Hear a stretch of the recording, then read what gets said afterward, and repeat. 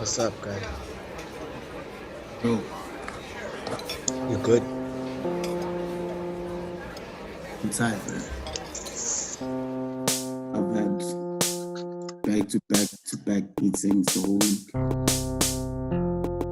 All because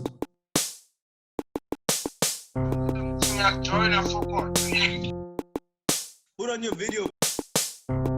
Yo, can you guys hear me? so mina igama lami mfethu uMawande Silindelo Ndaba Ezinhle Ngidi. Ungidi uthazela ungidi Hlomuko bophela indlovu lendlovu busana ufuyani umlalazi kaluxhaka. You know, I'm a Zulu gent who grew up in Pietermaritzburg in KwaZulu-Natal. Funny thing, interesting facts about my names is Umawande Silindelo Ndaba Ezinhle. So the story goes between me and my older brother, there's like a 7-year gap. So my mom is always telling me how difficult it was to conceive me, because they tried and they went to fertility clinics and whatnot. So eventually I came up, out of nowhere, boom, I'm here now. And then I was named Umawande, basically saying Mawande, the family must grow. Usilindelo is the longer-awaited good news. The longer-awaited Sasigilindile, Usilindelo, and then Undaba Ezinhle is good news. So when you put them all together, it's very poetic for me when they describe it, because it's the longer-awaited good news that the family is growing. Nice. So yeah. Do you somehow use that like as a mantra? Yeah. That's I am about that. And yeah, I love it. I love my names. I embrace them. They are me. I am what they represent. I feel that they charted a path for me. And I'm a middle child, so obviously, I already got problems. I'm a middle child who's raised by a psychologist, so I really got problems, dog. You're under scope already, dog. She's like, I know I have a middle child and Unama syndrome. Okay, yeah, go for it. I'll tell you another story as we carry on. About how my mom just dropped a thick psychology book on my desk when I was in grade 10 called Diagnosing the Middle Child Syndrome. And she asked me to read it. And that really helped me try to get like a sense of who I am in life. But yeah, that's a topic for another day. So yeah. It's dinner time. You're feeding the baby, Dad is helping your 5th grader with her science project, and suddenly your preschooler flings a forkful of mashed potatoes. This is middle child syndrome in action. Many become gifted musicians with a flair for the dramatic, like Madonna, Britney Spears, and Miley Cyrus. But middle children can also engage in negative attention-seeking behaviors, like rebelling against their parents, hanging out with the wrong crowd, and dyeing their hair 3 colors. They can also be argumentative, demanding, and highly competitive. Here are some tips for raising a middle child. Make sure you set aside some one-on-one time at least once a week so he doesn't feel neglected. Foster self-esteem and identity by enrolling him in activities that develop skills unique from those of his siblings. And when you're having family discussions, always make sure to ask for his opinion. These simple steps will help your middle child get his share of the spotlight. So yeah, man, that's why I'm clearly garage. Sure, right. Sure. And the garage. I've been trying to find a nice way to ask at the end of that.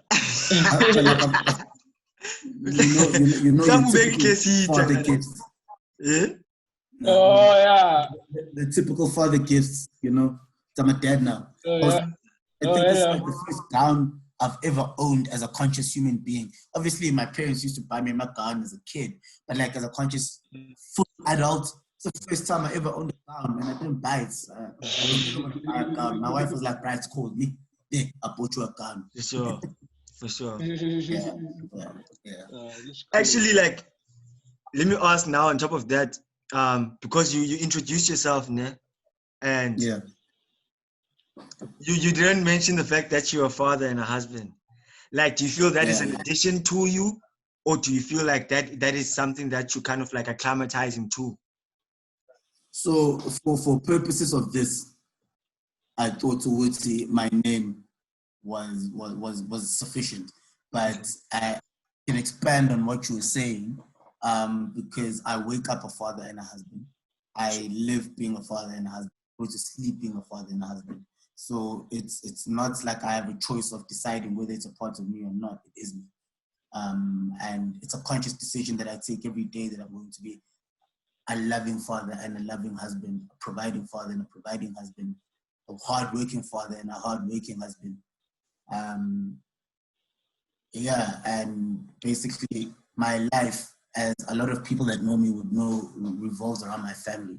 So all the decisions that I take in life, I don't take things very lightly. I take a lot of things very seriously because I realize that they have a direct impact on my family.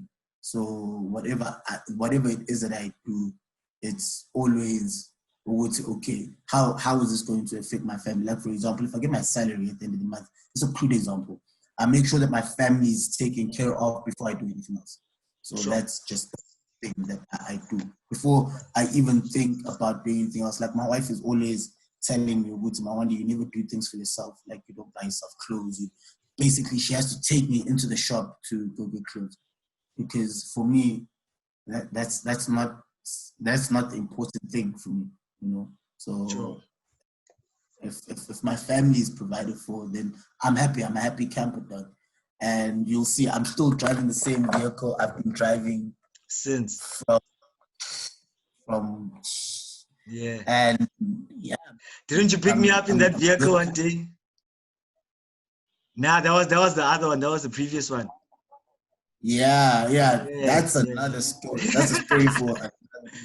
I'll tell you stuff about that car. Okay.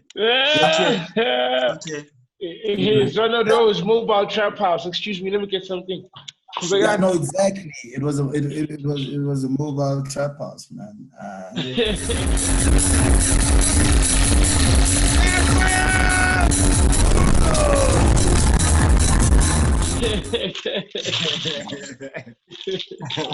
So, yeah, man. That's why, obviously, through this journey, I'll be revealing other elements of who I am. You know, I'm also a son. I'm also a brother. For sure. You know. Yeah. Some people might say a mentor. So yeah, there's a lot of layers to onion. For sure. Yeah. I mean, like, it also goes all the way back to. Oh yeah, I'm saying, like, as you were talking, I'm thinking, you know, like, your introduction is something that you should kind of like practice and memorize. You know what I mean? Like, type of vibe. Or is it not? Is it or is it not? You know what I mean? That's what I was tripping on. Okay, sure. Like, what is it really that you want someone to know about you? Oh, I know. Mna umkhuseli bafethu na. Umkhuseli wakhatebe ukungani ukuthi imkhuluma shamahle mahle mahle mobili. Mina bafethu ngizalwe eMthatha. Ngikhulele ePhimville. But I'm a young man also who's interested about what the homies were saying. So it's weird having to start from scratch because what both of you touched on was very, very interesting. Uqalile was introduced to Fethu, Ubani, and there was something interesting Fethu touched on. Hey, it's so interesting, you know, that identity thing. Hey, most introduced, you know what I mean? But it was so interesting the conversation we had before. While salungisa indaba yomhlakazi. Untango yasho ukuthi no man, it's so weird. Ukhule umuntu we-structure, ukhule aphila ngamagowulu ngamaye, you know. So interesting. So I get more ways, saying ways at and what you're introducing and what you're talking about it. Young shy, it's so interesting. It's context, you know. Who you are sometimes changes on where you're at, where you're at, and what you're doing. You know what I mean? If you are the good dad, the good dad, Abana matama, abana ingos, abana imedi. For sure. Maybe they secretly envy that. You have figure you're the good dad. It's bad, man. That's And, what you done. and also tell me, like, what So- reputation you're trying to build for yourself? Yeah, well, that too, you know, and it's so interesting. Well, as you were saying, what we talked about earlier was, for me, it's like an interesting foundation of this entire conversation in a sense, because who you are and how you introduce yourself, that evolves. It's never the same, because you're never the same. You know what I mean? It grows with you. You know what I mean? So if you still say, "Hey, I'm who? I'm a what? I'm a what? I'm a what?" You know what I mean? When you, hey, I'm a student, sharp. Hey, I'm an intern, group, sharp. Hey, I'm a whatever. I'm a manager. rapper. Hey, I'm a slasher. I'm a young John. I'm a photographer. I'm a writer. Sure. I'm a what? I'm an inventor. I'm a, you know what I mean? I think whatever you introduce yourself is what preoccupies you at that point. Yeah. And I think what preoccupies you at that point, if not primarily, but secondarily, is context. You know what I mean? Last corner was out. Everyone is assuming they saw me with my kid. They know this guy. Oh yeah, Odanga is a dad. So we must relax and understand that because he's a dad, English Jack is gonna come in every few seconds. So For the sure. homies know. For sure. I don't need to say that. That's been established early. You know what I mean? So subconsciously, you know what I mean? But something you're saying as well. Do you practice it? You know, do you practice introducing yourself? You know, is it something that you always think, hey, who am I? What am I? You know, does it hit you? Mofika gini. Are you mofika gini? Figure he's the head of the house now. It's not your household. It's a different stance altogether. You know what I mean? There's decisions need to be made. Staying yama, you know what I mean? But you know, it's so weird. You know what I mean? It changes. It's a weird dynamic. And So then, would you say who you are depends on the role you're playing in that board game? It's always contextual, I guess, because you are a brother, you are a younger brother, you are an older brother, you are a mentor, you are a young colleague, you are an older colleague. You know, you are a subordinate.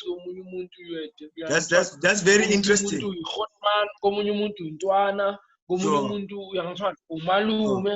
occupy different roles.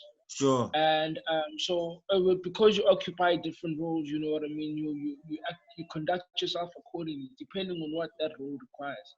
Sure. So that's what I was saying. That's what I was saying when I was introducing myself. I would say, listen, for this context, this was the introduction that I felt was sufficient. Sure. Was appropriate. Absolutely. Sure. This is my name. This is how my name came through. And like I said just before we got cut, is obviously there's many layers to this onion. And through the conversations, we're going to be taking a peek into these different layers. And the context there will change. We would say, okay, who am I? Because I might be, like you're saying, you know, at work, I might be a totally different person than I am at home, totally different person than I am in my kids, you know, because I can't get to the office meeting like a premier and be like, yo, no small job, sharp, faded, teen, you know? So it changes like that, you know? So, yeah, my introduction is not me. It's just the person I'm portraying for that context, I think. That's hectic. You know, because then there comes the point. Up, yeah. Like I'm looking at now, what is the balance point? Is it then, if I'm not going to introduce myself as the person that I'm projecting, is it a matter of then I must introduce myself as what I stand for? You know what I mean? At that time, yeah. At that time. But you know, so it's okay, so cool. tricky. So, it's like what you say in introduction. Even in a, I think it's a cultural thing as well. Even in a social context, nothing is as awkward as having to send away and say, "Patini top." I was mood. When it was introduced, it's so weird. It's awkward. It's easier, because the intention is clear. It's easier because you put it in there when they want. Sure. And I'm a cheater, especially black niggas. We have a lot of pride. So yeah, you introducing yourself to another brother. Ongamazi, sekasibheka ukuthi okay le. Yabo, like Yeah. the reception is not going to be pure. Yabo, it's either lo ufuna ini or anganginika ini. Uyangithola kanjani? Like ngimnake or ngingamnaki, Crenshaw. Yabo. I must be very naive. Where it's also very interesting. No, it's you know where it comes from. That's why it's also where you're from is interesting as well. It hits that. Because at the same time, it's like, yeah, when I'm also in my car, Tina gets habogo, or Mina Tina Sabogo, Shafigi, the Sasla Kaya Shakulega Rabo, Yangton. You have to introduce it because it makes sense. You can't just show up. Sure. Whereas in the city, it's different. Yeah. Umuntu yo, ngiyashesha go fast ukufuna in out nani ngiyahamba. I can relate to that dynamic oyishoyo wena ukuthi hey now unokufila weird now with endaweni ethize ngiyas-introduce abantu in uyafika like what are we supposed to know you? Yeah, and if that happens emakhaya siyabonga so we're glad to know who you are. Kwabanye abantu like damn, is we supposed to know you? Are we missing something? Exactly. You know what I mean? But then what do you contribute that to?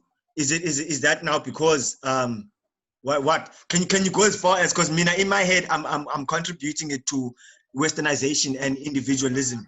You know what I mean? Exactly. Like sure. Ubuntu is not, unfortunately, a template is Hispanic.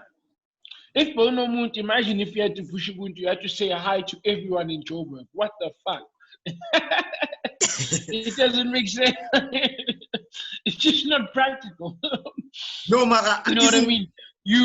Senyasha, but the people are who they are because of environment. Where's Inyindao? You help strangers. You can help strangers. It's fair.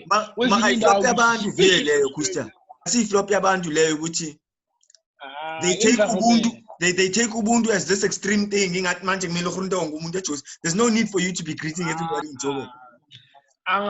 That's why I said the context in environment. Ngeke ngifike pre-taxi rank. It's how I'm one day. I'm trying to find a taxi.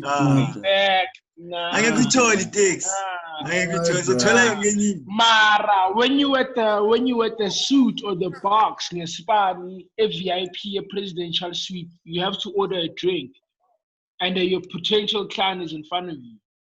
Guess how you're gonna talk?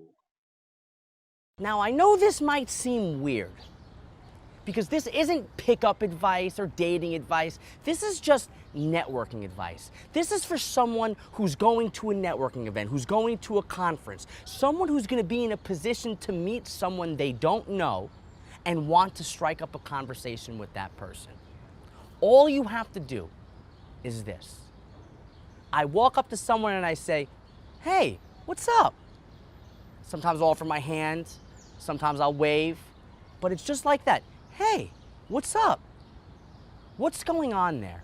I'm saying, hey, like a question. What's up? Now, this is an interesting way to start a conversation simply because of this. When you're walking up to someone you don't know and you're saying hello to them, whether you're at a networking event, a conference, or whatever, even if you're out in the real world, people are going to be defensive. They're going to have their guard up. They don't know what you want from them. They don't know why you're talking to them. They don't know if you're going to try to sell them something. They don't know what's going on. However, when you do, hey, as a question, what's up? What ends up happening is instead of people being on guard, they instead get a little confused. And they're not getting confused in a bad way. They're getting confused just for a split second because they're thinking in their head, how do I know this person? How do I know this person? It sounds like you're already familiar to them. So instead of them being on guard, they're being confused. And then I'll follow it up. Hey, what's up? Oh no, you don't know me. I just wanted to come introduce myself. I'm here at the event because. And then you tell them why you're at the event. People like to make networking and meeting people, whether you're meeting people at a bar or you're meeting people at an event, they try to make it seem so complicated. They try to think of the perfect opening line, the perfect way to introduce yourself. But here's the deal.